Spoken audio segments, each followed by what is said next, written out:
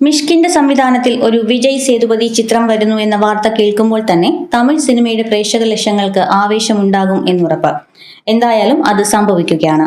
വിജയ് സേതുപതി മുഖ്യവേഷത്തിൽ എത്തുന്ന മിഷ്കിൻ ചിത്രമായ ട്രെയിൻ സമൂഹ മാധ്യമങ്ങളിൽ വലിയ ആവേശത്തിന് തുടക്കം കുറിച്ചിരിക്കുകയാണ്.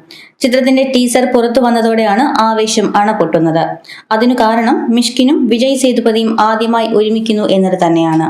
ഇരുവർക്കും തങ്ങളുടേതായ ആരാധക വൃന്ദമുണ്ട്. തമിഴിൽ മാത്രമല്ല മലയാളത്തിലെയും പ്രേക്ഷകർ ഈ കൂട്ടുകെട്ടിനെ ആവേശത്തോടെ തന്നെയാണ് ഉറ്റുനോക്കുന്നത്.